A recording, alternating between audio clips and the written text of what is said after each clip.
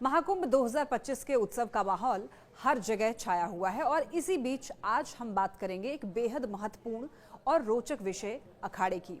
जब हम अखाड़े का नाम सुनते हैं तो हमारे दिमाग में पहलवानी और कुश्ती का ख्याल आता है, लेकिन क्या आप जानते हैं कि अखाड़े सिर्फ पहलवान तक ही सीमित नहीं होते हैं। ये एक धार्मिक और सांस्कृतिक संस्था भी है। तो आज हम जानेंगे कि अखाड़े क्या होते हैं और उनका इतिहास क्या है और ये कैसे भारतीय धार्मिक जीवन का एक अहम हिस्सा है। अखाड़ा पहलवानी और कुश्ती से कहीं ज्यादा एक धार्मिक और आध्यात्मिक संगठन है। आमतौर पर अखाड़े हिंदू धर्म से जुड़े होते हैं और इनका मुख्य उद्देश्य होता है साधना, तपस्या और धर्म की रक्षा करना। अखाड़े दरअसल हिंदू धर्म के मठ होते हैं जहाँ पर साधु संत अपने शिष्यों को दीक्षा देते हैं और धार्मिक शिक्षा प्रदान करते हैं। कुंभ मेले में हम जो अखाड़े देखते हैं उनका मतलब सिर्फ धार्मिक गतिविधियां नहीं है, बल्कि ये धार्मिक वर्चस्व की लड़ाई का प्रतीक भी होते हैं कि जब लाखों श्रद्धालु कुंभ में एकत्र होते हैं तो अखाड़े अपने धार्मिक प्रभाव को दिखाने के लिए साथ आते हैं। अब आपको जानकर हैरानी होगी कि अखाड़ों की स्थापना का एक ऐतिहासिक संदर्भ है।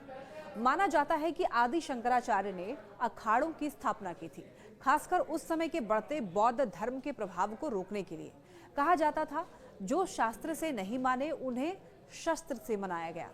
हालांकि इसका कोई पुख्ता ऐतिहासिक साक्ष्य नहीं है, लेकिन यह निश्चित रूप से एक पुरानी परंपरा है और आज के समय में 13 प्रमुख अखाड़े अस्तित्व में हैं जो विभिन्न धार्मिक परंपराओं का पालन करते हैं।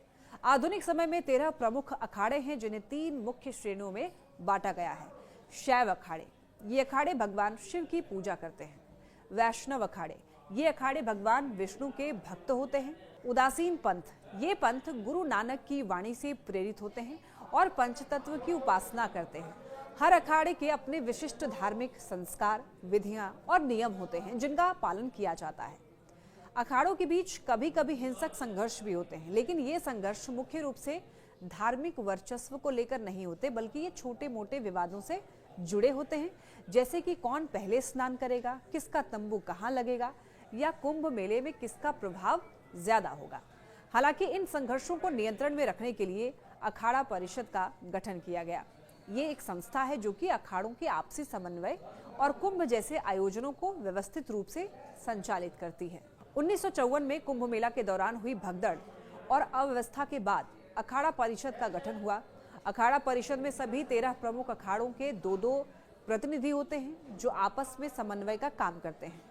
ये परिषद न सिर्फ अखाड़ों के बीच संतुलन बनाए रखती है, बल्कि ये नकली बाबाओं और स्वयंभू शंकराचार्य की पहचान करके उन पर कार्रवाई भी करती है। अखाड़े केवल धार्मिक गतिविधियों तक सीमित नहीं रहते हैं, ये सामाजिक और सांस्कृतिक कार्यों में भी सक्रिय रहते हैं। ये गरीबों को मदद करते हैं, धार्मिक शिक्षा प्रदान करते हैं और समाज के विभिन्न हिस्सों को जोड़ने का काम भी करते हैं। कुंभ मेला जैसे आयोजनों में इन अखाड़ों का योगदान महत्वपूर्ण होता है। जब लाखों लोग संगम पर आते हैं तो अखाड़े अपने धार्मिक प्रभाव के साथ वहां पर मौजूद रहते हैं और ये समय समय पर एक सामाजिक और सांस्कृतिक संदेश देता है। तो आज आपने जाना कि अखाड़े केवल कुश्ती और पहलवानी तक सीमित नहीं है, बल्कि ये हमारे धार्मिक और सांस्कृतिक जीवन का एक महत्वपूर्ण हिस्सा है। इनका उद्देश्य सिर्फ धार्मिक वर्चस्व नहीं, बल्कि समाज की सेवा भी है। हमारे समाज को अखाड़ों द्वारा दी जाने वाली धार्मिक शिक्षा, सामाजिक कार्य और संस्कृति की पहचान को समझना चाहिए और इनका सम्मान करना चाहिए।